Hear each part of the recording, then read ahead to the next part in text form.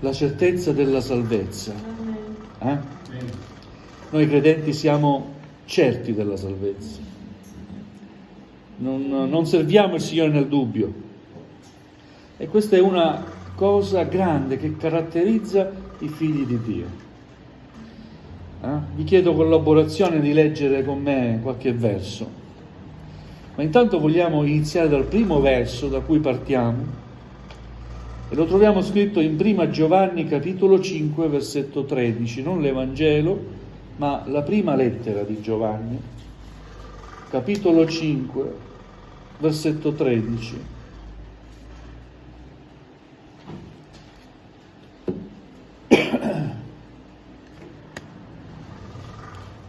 Gloria al Signore. Ogni tanto la domenica facciamo qualche studio invece di meditazione, è sempre parola di Dio. Prima Giovanni capitolo 5 versetto 13, questo solo verso. Lo leggo io il primo, va bene? Poi vi dirò di leggere altri versi voi. Vi ho scritto queste cose perché sappiate che avete la vita eterna, voi che credete nel nome del Figlio di Dio. Amen? Amen. È un po' il tema di questa prima lettera. Giovanni scrive questa lettera a tutte le chiese. È definita una delle epistole cattoliche, cioè universale per tutti. Gloria al Signore. Vi ho scritto queste cose perché sappiate, come credenti, che voi avete la vita eterna, voi che credete nel nome del Figlio di Dio. Amen? Ora, questa certezza nasce da cosa? Nasce dalla fede, è vero? Abbiamo fede nella parola di Dio. Troviamo scritto che è promessa del Signore che noi abbiamo la vita eterna. Ma cosa vuol dire vita eterna? Vivere per sempre? Esistere per sempre, per l'eternità. Esistere e non vivendo per sempre in questo mondo. La vita eterna la possiamo abbracciare o se rimaniamo viventi e ritorna Gesù e noi aspettiamo il suo ritorno, e allora lo incontriamo e avremo la nostra vita eterna. Oppure, se i nostri giorni qui sulla terra finiscono, il corpo rimane qui, diventa terra, è stato formato dalla terra, polvere, ma l'anima sussisterà, esisterà ancora l'anima non muore, perché è in vita eterna, abbiamo la vita eterna, saremo per sempre con il Signore. Amen? E questo è qualcosa al quale il credente si aggrappa. Ed ecco che acquista consapevolezza, certezza. Però ho individuato un po' 9 punti importanti che ci portano a questa consapevolezza della vita eterna. Non dipende dal fatto che ci siamo battezzati all'acqua, non dipende dal fatto che siamo stati battezzati nello Spirito Santo, non dipende dagli anni di fede, ma sono cose che viviamo giorno dopo giorno, che fanno in modo che acquistiamo consapevolezza, certezza dentro di noi. E questa certezza ci porta alla felicità, ad una gioia interiore. Amen? Amen. Il primo punto che ho individuato è nel versetto che abbiamo letto: voi che credete nel nome del Figlio di Dio. Quindi questa vita eterna è se crediamo nel nome del Figlio di Dio. È importante credere nel nome del Figlio di Dio, in Gesù. Crediamo in Gesù. Amen. Crediamo nell'opera di Gesù, crediamo che Gesù è stato mandato da Dio, che Dio si è fatto uomo. Amen. Alleluia, è stato un tempo tra noi e poi è andato a espiare il suo sacrificio sulla croce e il terzo giorno è risuscitato. Credere nel nome del Figlio di Dio è questo, ed è anche credere che Lui non è morto, è rimasto morto, ma è morto ed è risorto, ed è vivente. Amen? Quindi questo primo punto è importante. Il secondo punto è in 1 Giovanni capitolo 2, versetti 3 a 5. 1 Giovanni capitolo 2, versetti 3 a 5. Qualcuno che lo legge, così mi date una mano. Per questo sappiamo che abbiamo conosciuto, se osserviamo i suoi comandamenti. Chi dice io l'ho conosciuto non osserva i suoi comandamenti è bugiardo, e la verità non è in lui, ma chi osserva la sua parola è in lui. L'amore di Dio è pienamente completato. Da questo conosciamo che siamo in lui. Dall'osservare i suoi comandamenti. Quindi il secondo punto è: se ci sottomettiamo a Gesù come Signore, vivendo sinceramente secondo la sua parola. Ubbidire alla sua parola vuol dire questo. Amen? Anche questo ci aiuta ad assumere certezza dentro di noi, certezza della vita eterna, se ci sottomettiamo alla sua parola e ubbidiamo la sua parola vivendo conformemente alla sua parola. Terzo punto è: se amiamo il Padre e il Figlio piuttosto che il mondo. 1 Giovanni capitolo 2, versetti 15 e 16.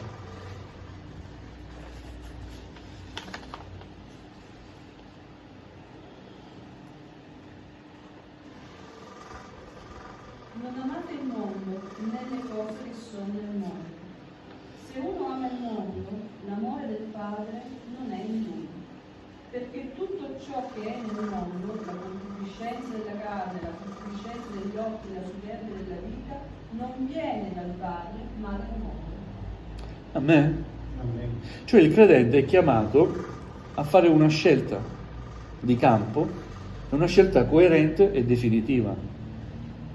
Bisogna amare il Padre e il Figlio piuttosto che il mondo. E Giovanni lo spiega chiaramente: non amate il mondo né le cose che sono nel mondo. Amen. Se uno ama il mondo, l'amore del Padre non è in lui. Allora, se ti ritieni un credente, ma sei ancora attratto dal mondo, questo combattimento, questa contraddizione che vivi, non ti darà mai la certezza di avere la vita eterna. Amen. Non ti sentirai mai libero di dire: il cielo è per me. Perché c'è un legame, ti sentirai sempre legato e non libero. Amen? Quindi il mondo, la sua concupiscenza, le cose che sono nel mondo, tutto ciò che ci porta lontano da Dio, non lo dobbiamo amare. Dobbiamo scegliere di amare prima di tutti e prima di tutto Dio Padre, il suo figliolo Gesù e lo Spirito Santo che è dentro di noi. Amen? Alleluia. Quarto punto è in 1 Giovanni capitolo 2, versetto 29.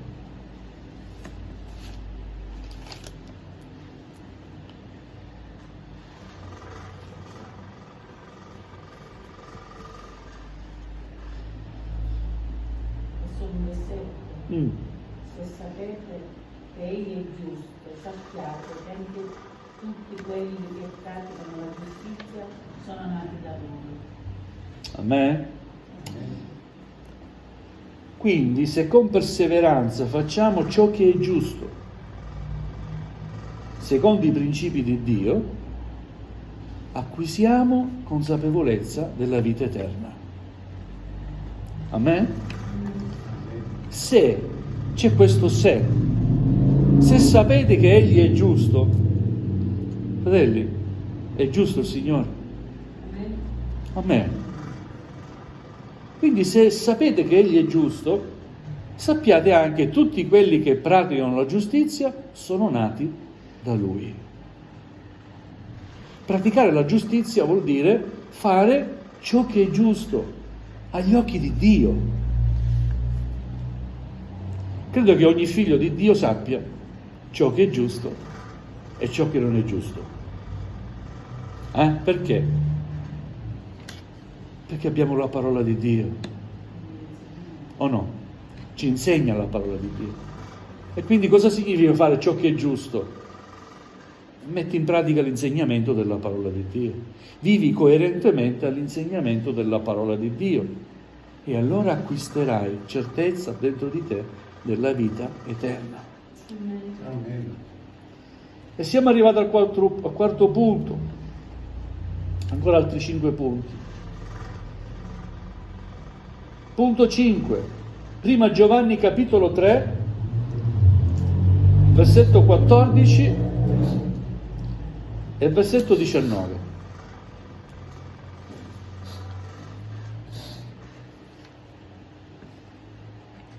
Noi sappiamo che siamo passati dalla morte alla vita, perché amiamo i fratelli.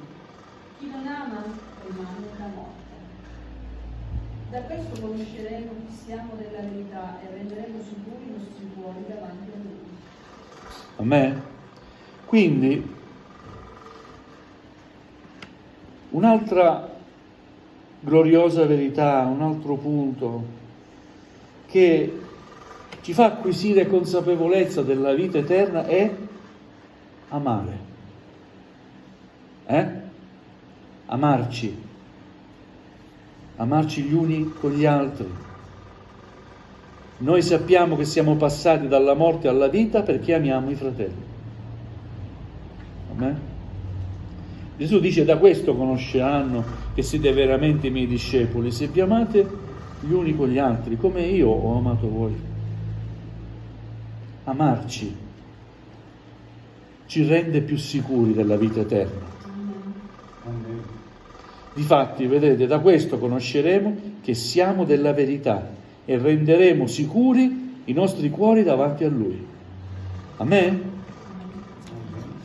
Chi ama è da Dio e chi non ama non è nato da Dio.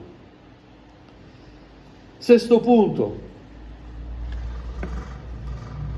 Un'altra verità che rende in noi sicurezza della vita eterna è lo Spirito Santo che dimora in noi. Prima Giovanni capitolo 3 versetto 24.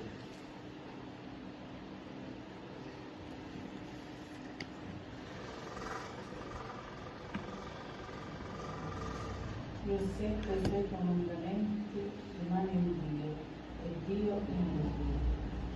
Da questo conosciamo che Egli rimane in noi, con lo Spirito che ci ha dato. Amen.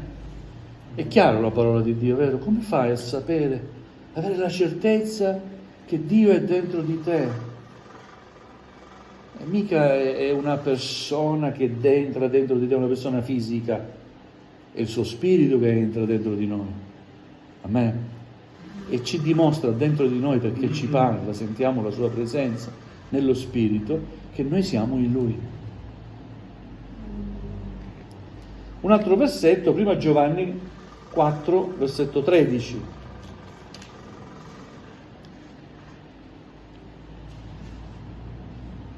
Da questo conosciamo che rimaniamo in Lui e Egli in noi, dal fatto che ci ha dato del suo Spirito.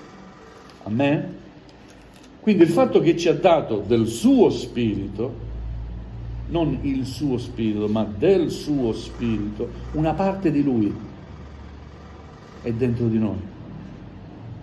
Ci dà certezza che siamo di Dio. Amen. Amen. Ma in termini pratici, quando preghi, senti la presenza del Signore. È una gioia per te pregare. Il pensiero che si va al culto, è un pensiero gioioso? Vado a servire il Signore, che gioia!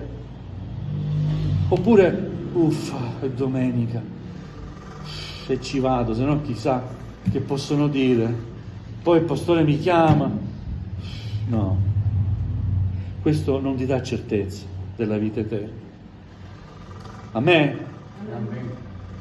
Ma la consapevolezza di avere parte dello Spirito di Dio dentro di te ti dà certezza della vita eterna. Gloria al Signore. Siamo arrivati al sesto punto, adesso il settimo punto. Prima Giovanni capitolo 2 versetto 6. Se seguiamo umilmente l'esempio di Gesù. Anche questo ci dà certezza della salvezza. Prima Giovanni capitolo 2 versetto 6.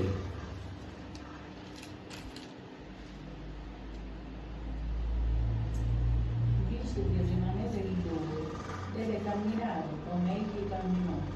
È chiara la parola di Dio, no? Bisogna camminare come ha camminato Gesù, imitare i suoi passi, seguire i suoi passi. Egli ha tracciato per noi una via, o no? Amen. Cosa dice Gesù? Io sono la via, la verità e la vita. Nessuno va al Padre se non per mezzo di me. Allora se io sono la via, significa io ho camminato prima di voi, ho lasciato le mie orme, mettete i vostri passi dove li ho messi io. Camminiamo come Lui ha camminato, in modo santo, cercando la santità, cercando il piacere di Dio anziché il nostro. Amen? Dobbiamo imparare a rinunciare al nostro piacere. Far piacere a Dio deve essere il nostro piacere. Essere consapevoli che Dio ci sta gradendo, a me deve farmi gioire. E allora ho la certezza della salvezza. Quindi se viviamo umilmente l'esempio di Gesù. Punto numero 8, mi avvio alla conclusione. Prima Giovanni capitolo 1 versetto 3.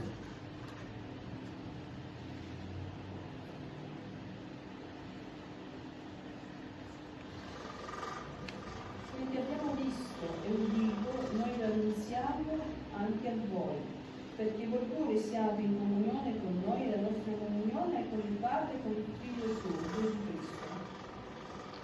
Quindi, un'altra cosa che ci aiuta ad avere certezza della salvezza, se crediamo, accettiamo e rimaniamo in comunione con la parola della vita.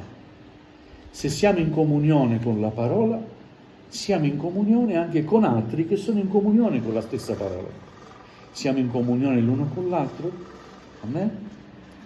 Ci fa sentire uniti e quest'unione viene dallo Spirito del Signore. La nostra comunione con il Padre e con il Figlio suo, Gesù Cristo.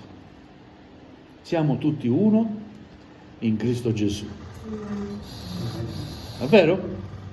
Questo ci dà certezza. Il fatto che senti comunione con i fratelli, con la Chiesa, è certezza che appartieni a Cristo, che hai vita eterna.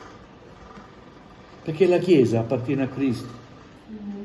Se ti senti un corpo estraneo nella Chiesa, è perché non hai certezza della vita eterna. Se ti senti invece inserito nella vita della Chiesa, nelle abitudini della Chiesa, nelle attività della Chiesa, se vivi la Chiesa, hai certezza dentro di te. Sai che lo fai perché la Chiesa è di Cristo, perché la Chiesa ha un compito qui in questo mondo. Annunciare la verità, proclamare la parola di Dio, essere luce e sale in questo mondo. Amen. Ultimo punto è in prima Giovanni capitolo 3, versetti 2 e 3.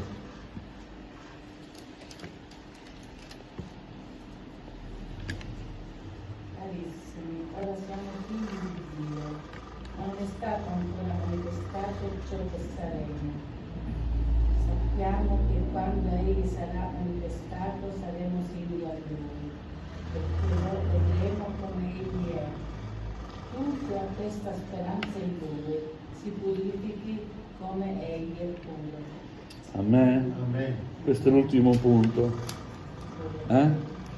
Anche questo ci aiuta ad assumere certezza dentro di noi della salvezza. Se abbiamo un desiderio sincero e profondo e se abbiamo speranza salda del ritorno di Cristo. Se il credente, che dicesi credente, non desidera il ritorno di Cristo, è perché non hai certezza della vita eterna. Ma un credente che desidera che il Signore torni presto, ciao, come vado con il Signore? Quante pene, quante preoccupazioni, quante difficoltà, i mutui da pagare, Nel cielo non ci saranno mutui da pagare. È vero? Dolori, non ce ne saranno. Pianti, no. Cuori afflitti, no. Ecco, chi è credente, chi ha certezza della salvezza, desidera il ritorno di Cristo. E si comporta in modo tale da rendere sicura la sua partenza. Come? Vivendo conformemente alla parola del Signore. Carissimi, ora siamo figli di Dio, ma non è stato ancora manifestato ciò che saremo. Sappiamo che quando Egli sarà manifestato saremo simili a Lui, perché lo vedremo come Egli è. Abbiamo desiderio di vedere Gesù come Egli è? Io ho desiderio di vederlo e so che un giorno lo vedrò. Gloria al Signore, certezza della salvezza. Questo è un miracolo che fa il Signore. Quando diamo la nostra vita a Lui, quando ci convertiamo, la prima cosa che fa, mette certezze. E in questo mondo dove certezze non ce ne sono, perché tutto è incerto, gloria a Dio, noi facciamo la differenza. Amen. Siamo certi di qualcosa.